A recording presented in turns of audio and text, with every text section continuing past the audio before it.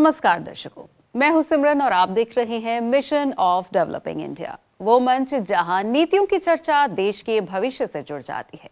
दोस्तों, आज का एपिसोड हमारे लिए बेहद खास है और ऐतिहासिक भी, क्योंकि मिशन ऑफ डेवलपिंग इंडिया आज अपने 25वें एपिसोड में प्रवेश कर चुका है। इस अवसर पर वाइब्स इंडिया मीडिया हाउस की ओर से हम हृदय से आभार व्यक्त करते हैं हमारे शो मेंटर आदरणीय श्री सुनील कुमार गुप्ता जी का, जिनके मार्गदर्शन से इस कार्यक्रम को एक सशक्त पहचान मिली। साथ ही अब तक इस मंच पर पधारे सभी माननीय अतिथियों का हम तहे दिल से धन्यवाद करते हैं, जिनकी विशेषज्ञता ने इस शो को सार्थक और प्रभावी बनाया है। और विशेष रूप से दूरदर्शन का आभार, जिसने हमें राष्ट्रीय मंच प्रदान किया, और उस पूरी शो क्रू का भी, जिनकी मेहनत से हर एपिसोड आप तक पहुंच पाया है। दोस्तों, आज हम वहीं से चर्चा को आगे बढ़ा रहे हैं जहां पिछली बार छोड़ा था। केंद्रीय बजट 2026, टैक्स, निवेश, उद्योग और आम आदमी पर इस बजट का वास्तविक प्रभाव क्या होगा? किन फैसलों से देश की अर्थव्यवस्था को मिलेगी नई दिशा? इन्हीं सवालों पर आज एक बार फिर से हमारे साथ मौजूद हैं श्री सुनील कुमार गुप्ता जी और श्री रितेश गांधी जी, जिनके साथ बजट 2026 पर होगी और गहरी और स्पष्ट चर्चा। तो चलिए 25वें एपिसोड के इस खास मौके पर शुरू करते हैं mission of developing India. Sunil sir, Ritesh ji, आपका एक बार फिर से बहुत स्वागत है। नमस्कार। नमस्कार। सुनील सर, अपने शो में आप अक्सर विकसित भारत 2047 के 4 पिलर्स की बात करते हैं, जिनमें वुमेन, यूथ और पुअर और फार्मर्स की हम अक्सर बात करते हैं। तो ये 4 पिलर बहुत इंपॉर्टेंट है। इस बार के बजट को अगर हम देखें तो क्या इन 4 पिलर्स के लिए कुछ है? ये बिल्कुल ठीक बात है कि 4 पिलर हैं विकसित भारत के, और विकसित भारत के 4 पिलर पे देखें तो ये पूरा का पूरा बजट उसी के ऊपर है। क्योंकि जब तक वो 4 पिलर जो हमारे हैं वो हम सबको एक साथ आगे नहीं बढ़ाएंगे, जब तक विकसित भारत का सपना पूरा नहीं हो सकता जी। मैं कोशिश करता हूँ एक एक लेने की। सबसे पहले अन्नदाता, जिसे हम फार्मर बोलते हैं, वो बहुत इंपॉर्टेंट है। तो उसकी प्रोडक्टिविटी कैसे बढ़े, उनकी इनकम कैसे बढ़े, और हम रूरल रेजिलियंस की तरफ कैसे बढ़े, उसकी तरफ खास तौर पे ध्यान दिया गया है। सबसे पहले मैं बताना चाहूंगा एक है योजना पीएम धन धान्य कृषि योजना। इसको लॉन्च किया गया जिससे कि हमारी एग्रीकल्चर प्रोडक्टिविटी बढ़ सके और जो हमारी क्रॉप है उसके डाइवर्सिफिकेशन भी हो सके। दूसरा, अगर हम देखें तो एग्रीकल्चर मिनिस्ट्री का जो एलोकेशन है इस बार 1.32 लाख करोड़ का है, जो कि बहुत बड़ा है। और अगर मैं फर्टिलाइजर सब्सिडी की बात करूं, जो कि फार्मर के लिए बहुत जरूरी है, वो 1.70 लाख करोड़ से अधिक है, जिससे कि जब तक हमारे किसान भाई का इनपुट कॉस्ट कम नहीं होगी, जब तक उसकी इनकम नहीं बढ़ सकती, तो उसकी इनकम को सपोर्ट करने के लिए इनपुट कॉस्ट कम हो, इसीलिए इतनी बड़ी सब्सिडी रखी गई है फर्टिलाइजर के लिए। इसके अलावा पल्सेस और ऑयल सीड मिशन का एक्सपेंशन किया जा रहा है, जिससे कि फूड सिक्योरिटी मजबूत हो और हमारी इंपोर्ट डिपेंडेंस कम हो सके। जब तक इंपोर्ट कम नहीं होगी देश आगे नहीं बढ़ सकता।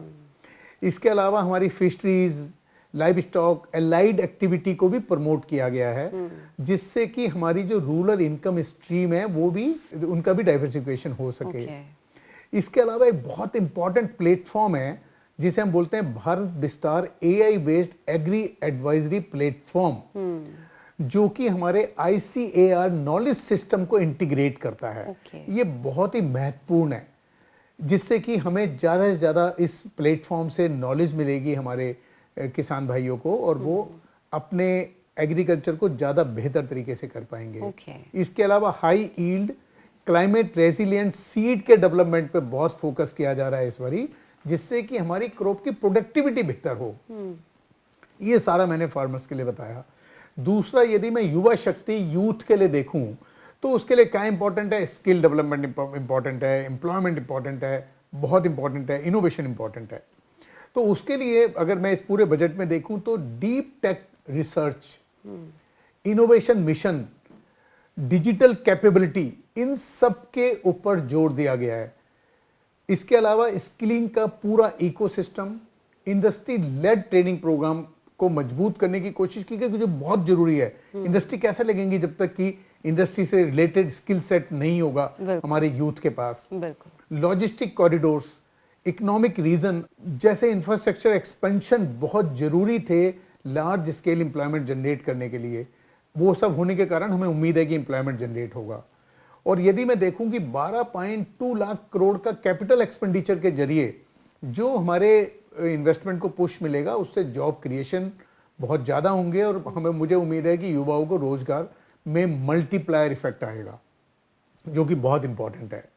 और एक हमारा एक हाई पावर कमेटी बनी है जो कि बहुत इंपॉर्टेंट मेरे को लगता है, और मैंने पहले भी कई बार चर्चा की है कि education to employment and enterprises, कि एजुकेशन से एम्प्लॉयमेंट कैसे मिले और वो उद्योग धंधा कैसे शुरू कर सके, उसके लिए एक स्टैंडिंग कमेटी बनाई गई है, हाई पावर स्टैंडिंग कमेटी, जो कि बहुत ही देश के लिए जरूरत थी और जिसकी मैं काफी समय से बात करता था, बहुत जरूरी है ये होनी, वो भी हुई है। अब तीसरी अगर मैं बात करना चाहूं, नारी शक्ति जो आपने पूछा था कि वुमेन, तो उसके लिए मेरे को लगता है सबसे इंपॉर्टेंट वुमेन लेड डेवलपमेंट है और इंटरप्रेन्योरशिप है। तो वुमेन लेड इंटरप्रेन्योरशिप कैसे डेवलप होगी? अगर मैं बजट को देखता हूं तो उसमें सेल्फ हेल्प ग्रुप जो है, हमारे सेल्फ हेल्प ग्रुप जो इंटरप्राइज चलाते हैं, तो वो उनको प्रमोट किया गया है, क्योंकि अगर वो प्रमोट होंगे तो हमारे गांवों में जो महिलाएं रहती हैं वो अपना इंटरप्रेन्योर अच्छी तरह, अपना एक छोटा मोटा उद्योग धंधा अच्छी तरह स्टैब्लिश कर सकती हैं। एक बहुत बड़ा इस बजट में इंपॉर्टेंट है कि हर डिस्ट्रिक्ट में गर्ल्स हॉस्टल बनाया जा रहा है, जो कि बहुत ही इंपॉर्टेंट है। उससे एक बहुत ही ज़्यादा सुविधा मिलेगी हमारे जो वुमेन एंटरप्रेन्योर जितने भी हैं और उनके एम्प्लॉयमेंट, और जो भी लोग हर डिस्ट्रिक्ट में जब उन्हें एक रहने की सुविधा अच्छी जगह मिलेगी जो कि बिल्कुल सेफ होगी, तो उससे सारे के सारी इंटरप्रेन्योरशिप, वुमेन लेड एंटरप्रेन्योर जितने भी हैं उनको बहुत अच्छा मौका मिलेगा। एक सबसे बड़ी बात है कि जब वुमेन एंटरप्रेन्योर आती हैं, इंटरप्राइज शुरू हो जाता है, उनका बिजनेस शुरू हो जाता है, उसके बाद उनको मार्केट एक्सेस कैसे मिले, उसके लिए सेल्फ हेल्प एंटरप्रेन्योर मार्ट की शुरुआत की गई है, जिससे कि उन सब को एक सपोर्ट मिल सके कि मार्केट कहां है। तो ये एक बहुत बड़ी बात है। और एक बात मैं बताना चाहूंगा, इस बार ही हमने एडवांस बैंकिंग के जरिए बैंकिंग को भी ये बोला गया है कि आप जब वुमेन एंटरप्रेन्योर को, जब वो सेल्फ हेल्प ग्रुप को कन्वर्ट करती है एंटरप्रेन्योर में, उसके हिसाब से डिजाइन करिए अपनी फाइनेंशियल स्कीम, कैसे उन्हें फंडिंग करनी है जिससे कि वो उनके लिए अप्रोप्रिएट हो। अब चौथा और सबसे इंपॉर्टेंट फैक्टर मैं लेना चाहूंगा गरीब के लिए, जिसको हम बोलते हैं कि जो सबसे वल्नरेबल सेक्शन है, जिसकी इंक्लूसिव ग्रोथ बहुत जरूरी है। तो ग्रास रूट लेवल पे जाके हमें इंफ्रास्ट्रक्चर डेवलप करना पड़ेगा, उन्हें एम्प्लॉयमेंट देनी पड़ेगी। तो उसके लिए सबसे एक बड़ी इनिशिएटिव है, वो है विकसित भारत ग्राम इनिशिएटिव, जिसमें 1.51 लाख करोड़ से अधिक का सपोर्ट दिया जा रहा है, जिसमें स्टेट के पार्टिसिपेशन सहित मैं बता रहा हूं सारा आपको, ताकि जो हमारा रूरल इंफ्रास्ट्रक्चर है वो मजबूत हो सके। जब हमारे वहां का गांव का इंफ्रास्ट्रक्चर मजबूत होगा, तभी उन सबको जो अंडर प्रिविलेज हैं या जो हमारा गरीब भाई बंधु हैं, उनको भी मौका मिलेगा काम करने का। और एक पंचायत, देखिए हमारे देश का जो स्ट्रक्चर है वो 3 टायर स्ट्रक्चर है, जिसमें एक सेंट्रल गवर्नमेंट होती है, चुनी जाती है, फिर स्टेट गवर्नमेंट चुनी जाती है, एक पंचायत होती है जिसे हम लोकल गवर्नेंस बोलते हैं, वो सबसे इंपॉर्टेंट होती है। तो पंचायत को जो डायरेक्ट ट्रांसफर है वो लगभग दुगने कर दिए गए हैं, जिससे कि लोकल गवर्नेंस मजबूत हो। अगर लोकल गवर्नेंस मजबूत होगी तो आप देखेंगे कि गांव का डेवलपमेंट बहुत तेजी से होगा और वहां रहने वाले लोगों का भी डेवलपमेंट बहुत तेजी से होगा। इसी प्रकार से उनके लिए health care, mental health, trauma care, इन सब पे भी इस पूरे बजट में बहुत ज्यादा जोर दिया गया है। इसके अलावा जो हमारे स्पेशली एबल्ड लोग होते हैं, उसके लिए 2 योजना बहुत बड़ी चलाई गई हैं। एक कौशल योजना है उनके लिए, जिससे कि उनको कुछ ना कुछ हम कुछ सिखा सकें, जिससे वो अपनी लाइवलीहुड कर सके और उनको भी अपॉर्चुनिटी मिले लाइफ में। वो जब होंगी, एक उनके लिए सहारा योजना भी है। तो ये दोनों योजना ऐसी हैं जिससे कि वो लोग भी मेन स्ट्रीम में आके हमारे कंधे से कंधा मिला के योगदान दे सके देश के डेवलपमेंट में, और उनको खुद को भी आत्मसम्मान और कुछ करने के लिए मौका मिल सके। ये बहुत बड़ी स्कीम है। रितेश सर, इस बार के बजट में हमने जो रिफॉर्म्स डिस्कस किए हैं वो सीधे तौर पर अगर हम स्टूडेंट्स की या एनआरआईज की, मिडिल क्लास की या छोटे टैक्स पेयर्स की बात करें तो उनको वो डायरेक्टली किस तरीके से फायदा पहुंचाएंगे? ये बजट के अंदर गवर्नमेंट ऑफ इंडिया ने टैक्स के रेट्स में कोई कटौती नहीं की है, कोई चेंजेस नहीं किए, पर उसकी जगह सिस्टम्स में बहुत ही इंप्रूवमेंट की है। पूरे सिस्टम को डिजिटाइज किया है और सिंप्लीफाई किया है, जिसकी वजह से क्या हो रहा है कि सबसे बड़ा इंपॉर्टेंट प्रोविजन जो है वो टीडीएस और टीसीएस के रेटों में किया गया है। टीसीएस के रेट जो ओवरसीज टूर पैकेजेस के लिए और फॉरेन स्टूडेंट्स और एजुकेशन मेडिकल के लिए जो जा रहे थे, उस पर जो टीसीएस का रेट था वो 5% और 20% था, उसको घटाकर 2% तक ला दिया है। एक मैन पावर सर्विसेज जो थी जिस पर टीडीएस के रेट थे वो बहुत ही कंफ्यूजिंग थे, क्योंकि मैन पावर सर्विस में जो लोग एम्प्लॉय थे उसकी स्किल और अनस्किल के हिसाब से टीडीएस के रेट लगते थे।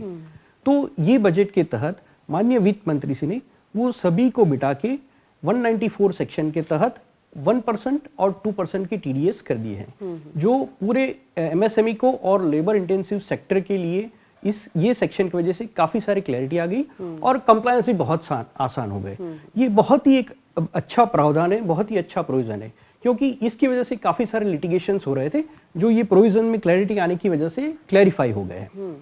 दूसरा एक सबसे इंपॉर्टेंट और बहुत ही बढ़िया जो प्रोविजन किया गया है वो एनआरआई प्रॉपर्टी के ट्रांजैक्शन में टीडीएस के लिए किया गया है।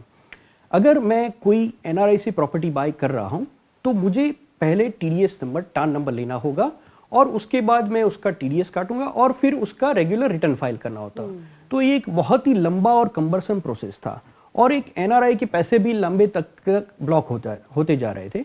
तो इसमें ये बजट के अंदर सुधार किया गया है और जो एनआरआई की प्रॉपर्टी में बाय कर रहा हूं उसमें टान नंबर की जगह पान नंबर से ही सीधा टैक्स डिपॉजिट हो जाए, उस तरह का सिंप्लीफिकेशन किया गया है। एक बहुत ही महत्वपूर्ण जो चेंजेस टीडीएस के अंदर किया गया है उसमें ऐसा किया गया है कि जैसे कि आम आदमी को जब जिसकी 12 लाख तक की इनकम है उसको टैक्स की लायबिलिटी नहीं बन रही है, पर due to the provisions of income tax उस पर टीडीएस लग रहा था। अगर वो आदमी वो टीडीएस कटाना नहीं चाहता है तो उसको गवर्नमेंट में लोअर टीडीएस या नील टीडीएस के लिए अप्लाई करना होता है। तो ये प्रोसेस थोड़ा मैन्युअल था, उसमें ऑफिसर के साथ इंटरवेंशन भी हो रहा था। ये बजट के तहत ये पूरी प्रोसेस को ऑटोमेटेड कर दिया गया है और रूल बेस कर दिया गया है। 15G और H का जो फॉर्म है वो लोअर टीडीएस और नील डिडक्शन के लिए ही किया जाता था।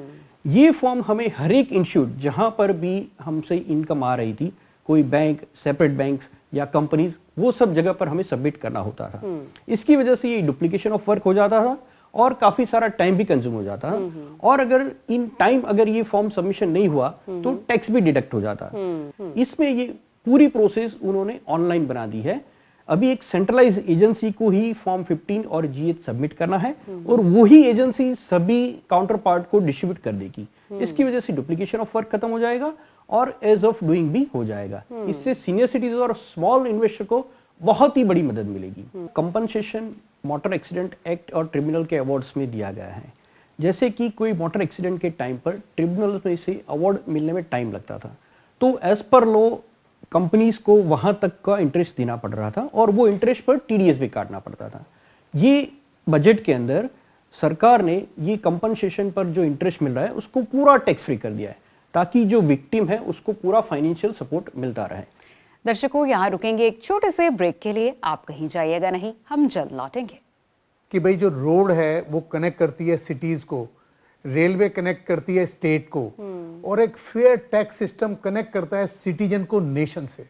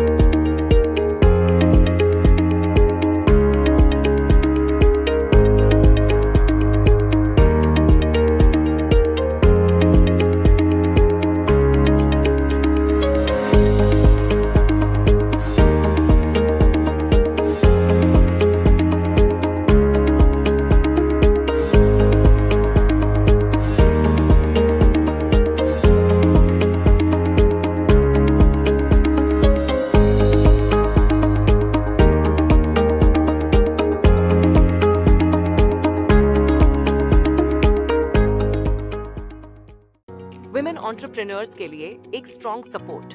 अपना बिजनेस बढ़ाइए यूको MSME नारी सम्मान के साथ। यूको स्टार्टअप स्कीम से पाइए इजी फंडिंग, क्विक अप्रूवल्स और ग्रोथ गारंटीड। यंग एंटरप्रेन्योर्स के लिए एक नया boost. Empower your ideas and grow with UCO bank युवा शक्ति। यूको अभिनंदन के साथ करें स्मार्ट स्विच, पाएं बेटर इंटरेस्ट रेट्स और फ्लेक्सिबल रीपेमेंट। कॉन्ट्रैक्टर्स के लिए reliable partner. UCO contractor scheme देगा आपको वर्किंग कैपिटल और प्रोजेक्ट सपोर्ट दोनों एक साथ।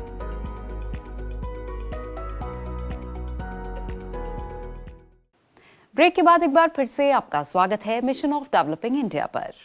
ट्रस्ट बेस, सबसे पहले तो यही जानना चाहूंगी कि ये टर्म है क्या, क्या पहले भी था या अभी कॉइन किया गया है, और इसको कैसे मजबूत किया जा रहा है, उसके लिए क्या क्या काम हो रहे हैं? जैसा मैं हमेशा बोलता हूं कि भाई जो रोड है वो कनेक्ट करती है सिटीज को, रेलवे कनेक्ट करती है स्टेट को, और एक फेयर टैक्स सिस्टम कनेक्ट करता है सिटीजन को नेशन से।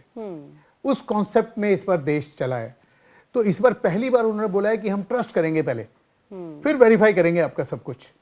तो लिटिगेशन को कम करने के लिए अब सरकार ने बोला है कि हम वॉलंटरी कंप्लायंस से हम वॉलंटरी कंप्लायंस को आगे बढ़ाएंगे, हम पेनल्टी को आगे नहीं बढ़ाएंगे, जिससे हमारी पेनल्टी खत्म हो गई, लिटिगेशन भी खत्म हो गया।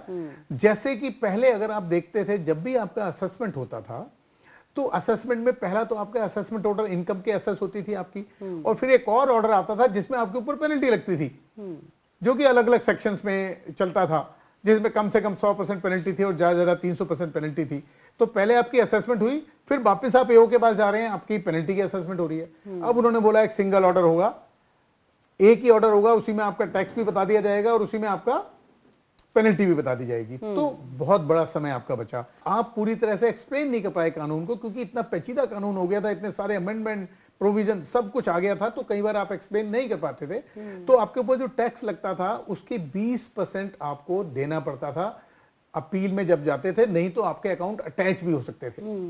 अब उसको खत्म कर दिया, उसको बोला कि अब आपको कुल 10% देना है और सिर्फ टैक्स डिमांड का देना है, मतलब टैक्स के ऊपर जो ब्याज लगा और जो पेनल्टी लगेंगी उसका नहीं, कुल कोर टैक्स का 10% देना है। तो आपको एक बहुत बड़ी सुविधा हो गई कि अगर आपकी बात एओ ने नहीं मानी तो आपको टैक्स का कुल 10% देना है, और आप अपीलेट फॉरम के पास जाइए और अपनी बात एक्सप्लेन करके जो रिलीफ लेजिटिमेटली आपको मिलते हैं आप उसको ले सकते हैं। मैं हमेशा बोलता था जो ऑनेस्ट टैक्स पेयर है, अगर उसके सर पे तलवार लटकी रहेगी कि तुम्हारे को जेल भी हो सकती है एक माइनर से ऑफेंस के लिए या एक टेक्निकल डिफॉल्ट के लिए, या कोई डॉक्यूमेंटेशन आपने गलत कर दी, या कोई छोटा मोटा टैक्स जमा कराने में आपको दिक्कत हो गई किसी वजह से, आपके बिजनेस के कैश फ्लो या किसी और वजह से, तो आपके ऊपर क्रिमिनल केस चल जाता था। अब उसे खत्म कर दिया गया है। जैसे उन्होंने बोला है कि अगर 20 लाख से कम की एसेट की कंसीलमेंट है तो कोई क्रिमिनल प्रोसिक्यूशन आपको नहीं होगा। इसी प्रकार से टीडीएस और टीसीएस के नॉन पेमेंट में मैक्सिमम पनिशमेंट पहले बहुत ज्यादा थी, जो अब कम करके 2 साल कर दी गई है। जैसे कि पहले आप क्या करते थे, आपको मान लो रिटर्न भर गई, बाद में आपको कुछ पता लगा तो रिवाइज रिटर्न भरने का समय कुल आपके पास दिसंबर तक का होता था। अब उन्होंने उसको मार्च तक का कर दिया और टाइम बढ़ा दिया आपको कि आप कर सकते हैं। इसी प्रकार से जैसे कई बारी आपका जब रीअसेसमेंट होता था तो रीअसेसमेंट के समय पे आप जब आपको रीअसेसमेंट का नोटिस आ गया उसके बाद अपनी रिटर्न को रिवाइज नहीं कर सकते थे आप। अब उन्होंने बोला नहीं, आपको फिर मौका है, आपने गलती करी है, आप सुधार लीजिए, आपको नोटिस मिल गया, फिर आप रिटर्न भर दीजिए और 10% एक्स्ट्रा टैक्स दे दीजिए और आगे बढ़िए। इसी प्रकार से एक बहुत बड़ा उन्होंने और कदम उठाया। कई बार बच्चे जब बाहर जाते थे पढ़ने के लिए या उनके पेरेंट्स भी जाते थे तो अपना बैंक अकाउंट खोल लेते थे कि पैसा ट्रांसफर करेंगे, और या वहां पे कोई जब बच्चा रहता था 3, 4, 5 साल, छोटी मोटी कोई एसेट ले लेता था, बैंक में सेविंग अकाउंट खोल लेता था, कोई एफडी बना लेता था, तो उसको डिस्क्लोज नहीं कर पाता था क्योंकि उसको नहीं पता था कि ये मेरे को बाहर आके हर रिटर्न में डिस्क्लोज करनी है कि मेरी फॉरेन में ये असेट, मतलब ये बैंक अकाउंट तो मूवेबल असेट होगी आपकी, बैंक अकाउंट है मेरा, या ये मेरे को ब्याज मिला। तो उन्होंने बोला इसका वन टाइम असेट डिस्क्लोजर के लिए उन्होंने एक स्कीम लाई है जिसे हम बोलते हैं डिस्क्लोजर स्कीम 2026, जिसमें कि 6 महीने की कंप्लायंस विंडो दी गई है आपको, जिसमें स्टूडेंट को भी कवर किया गया, यंग प्रोफेशनल गए थोड़े दिन के लिए वापस आ गए, बैंक अकाउंट खोला, वहीं पड़ा हुआ है, सेविंग है, ब्याज आ गया, टेक एम्प्लॉय थे, गए वापस आ गए, ध्यान ही नहीं है मेरे 3 बैंक अकाउंट थे, किसी में कुछ पैसा था। तो इस तरह से जो हमारी एसेट थी छोटी मोटी, इन सब के लिए एक मौका दिया गया है, आप वन टाइम डिस्क्लोज करें और आगे बढ़ें। तो ये अमनेस्टी नहीं है, ये कंप्लायंस के लिए आपको ब्रिज दिया गया है। ये बोला गया है आपको कि कंप्लायंस आप इससे करें जिससे कि आपको कंप्लायंस का एक मौका मिला, आप ऑनेस्ट थे, ऑनेस्ट हैं, किसी वजह से डिस्क्लोज नहीं कर पाए थे, आप डिस्क्लोज कर दीजिए। तो यह सुधार क्रिमिनलाइजेशन को कम करते हैं, लिटिगेशन कम करते हैं, कंप्लायंस बर्डन को कम करते हैं, और एक तरह से ये टैक्स पेयर का कॉन्फिडेंस बढ़ाएंगे। मैं अंतिम ये बात और कहना चाहूंगा इसको कंक्लूड करते हुए कि सरकार ने ये सब कुछ जो किया है वो इसीलिए किया गया है क्योंकि कोई भी देश रोड नेटवर्क, रेलवे नेटवर्क से नहीं बनता, बल्कि ट्रस्ट से बनता है। तो सरकार ने इस पर मौका दिया है कि हम आप पे पूरा ट्रस्ट करेंगे, आप हमारे पार्टनर बने। दर्शकों, यहाँ रुकेंगे एक छोटे से ब्रेक के लिए, आप कहीं जाइएगा नहीं, हम जल्द लौटेंगे। कि अभी भारत सरकार ने कंप्लायंसेस बहुत इजी कर दिए है और टाइम पर अपना कंप्लायंस करते रहे, जरूरत पड़े वहाँ प्रोफेशनल्स की मदद लीजिए।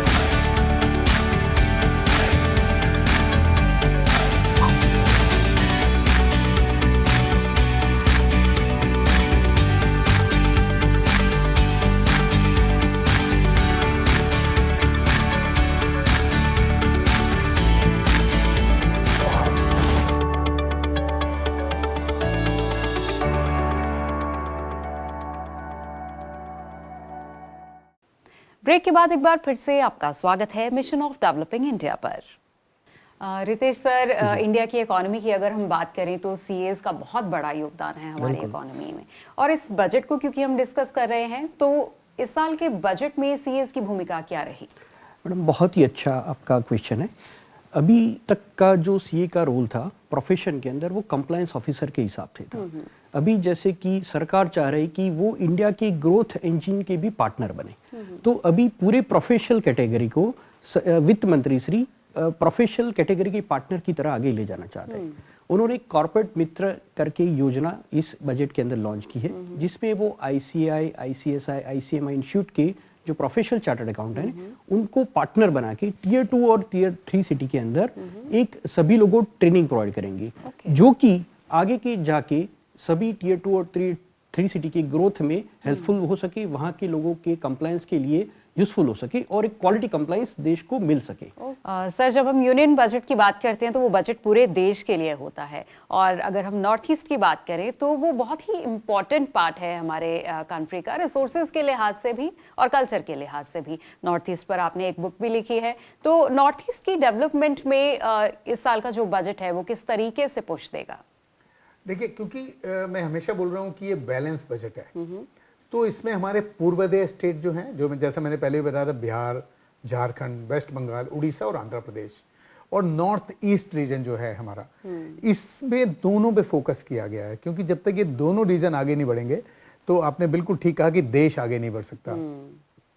तो उसी के क्रम में दुर्गापुर में एक वेल कनेक्टेड नॉर्थ के साथ integrated east coast industrial corridor का विकास किया जा रहा है। पूर्वोदय स्टेट में 5 स्टेट में 5 टूरिज्म डेस्टिनेशन का निर्माण किया जा रहा है, जिससे कि वहाँ टूरिज्म को बढ़ावा मिले। ग्रीन और सस्टेनेबल मोबिलिटी के लिए 4000 ई बसेस की व्यवस्था की गई है इन स्टेट्स के लिए। अरुणाचल प्रदेश, सिक्किम, असम, मणिपुर, मिजोरम और त्रिपुरा में बुद्धिस्ट सर्किट डेवलपमेंट स्कीम की शुरुआत की गई है, जो कि इन सभी के लिए मैं कहता हूँ गेम चेंजर होगी, क्योंकि इससे वहाँ पे बहुत ही ज़्यादा डेवलपमेंट होगा और इकोनॉमिक डेवलपमेंट भी होगा और एम्प्लॉयमेंट भी मिलेगी लोगों को। इसी प्रकार से पिलग्रिम जो हमारे पिलग्रिमेजेज है उसके सेंटर की भी स्थापना वहाँ की जा रही है, जिससे कि वहाँ पे स्पिरिचुअल टूरिज्म और इंक्लूसिव ग्रोथ को बढ़ावा मिलेगा। तो मुझे लगता है ये सारी एक्टिविटी नॉर्थ ईस्ट और पूर्वोदय स्टेट के लिए गेम चेंजर होगा। इसके अलावा अगर मैं देखता हूँ तो बेहतर कनेक्टिविटी और पिलग्रिम के माध्यम से स्पिरिचुअल टूरिज्म को बढ़ाने के लिए भी बहुत सरकार इस बजट में कोशिश कर रही है, जो कि मुझे लगता है पूर्वोदय स्टेट और नॉर्थ ईस्ट के स्टेट दोनों के स्टेट के लिए ये गेम चेंजर होगा। दर्शकों, यहाँ मैं आग्रह करना चाहूंगी हमारे शो मेंटर आदरणीय श्री सुनील कुमार गुप्ता जी से कि वो दर्शकों के लिए अपना संक्षिप्त संदेश जरूर दें। मैं कहना चाहूँगा, जैसे कि बजट पे दोनों एपिसोड में हमने पूरा जिक्र किया, उसी बात को मैं कहना चाहूँगा कि जब सरकार ने पेनल्टी से पार्टनरशिप की तरफ आ गई है, पूरे सिटीजन देश के जो भी इस कार्यक्रम को सुन रहे हैं वो बाद में देखेंगे, और आप कन्विंस कीजिए अपने को सिटीजन को कि सभी टैक्स को अपना कर्तव्य मान के आगे बढ़ें और कर्तव्य मान के टैक्स को दें, जिससे कि जो विकसित भारत बनने का सपना देश का पूरा हो सके और उसमें आपकी एक्टिव पार्टनरशिप भी हो। बहुत धन्यवाद सर। और अब मैं आग्रह करना चाहूंगी आज के हमारे अतिथि सीए श्री रितेश गांधी जी से कि वो दर्शकों के लिए अपना संदेश जरूर साझा करें। जी मैडम, मैं हमारे दर्शकों को ये कहना चाहूँगा कि अभी भारत सरकार ने कंप्लायंसेस बहुत इजी कर दी है और टाइम पर अपना कंप्लायंस करते रहे। जरूरत पड़े वहाँ प्रोफेशनल्स की मदद लीजिए, और कहीं पर भी कोई कंप्लायंस रह जाए तो भी एक्सटेंडेड टाइम दिया हुआ है, उसमें आप कंप्लायंस कर दीजिए। अच्छे कंप्लायंस करने की वजह से ओवरऑल बिजनेस का ग्रोथ ही होगा। बिल्कुल। सुनील सर, अब टाइम हो गया है, हम परंपरा के अनुसार आज के हमारे जो अतिथि हैं उन्हें एक सोवेनियर दे के जरूर सम्मानित करें। जी सुनील सर, रितेश जी, आज के इस एपिसोड में आप आए और बजट को लेकर इतनी इंपॉर्टेंट डिस्कशन की, बहुत ही महत्वपूर्ण जानकारियां भी दी और सरलता से आपने पूरा बजट हमारे दर्शकों को समझाया भी। आपका बहुत बहुत धन्यवाद। धन्यवाद। दर्शकों, आज की चर्चा से ये साफ है कि बजट 2026 को समझना हर जागरूक नागरिक के लिए बेहद जरूरी था। ऐसी ही अहम और जमीनी चर्चाओं के लिए देखते रहिए मिशन ऑफ डेवलपिंग इंडिया, हर शुक्रवार दोपहर 12 बजे सिर्फ डीडी नेशनल पर। इसी के साथ मुझे दीजिए इजाजत। नमस्कार। आपको हमारा ये कार्यक्रम कैसा लगा? आप हमें सोशल मीडिया के जरिए अपने सवाल या सुझाव भेज सकते हैं।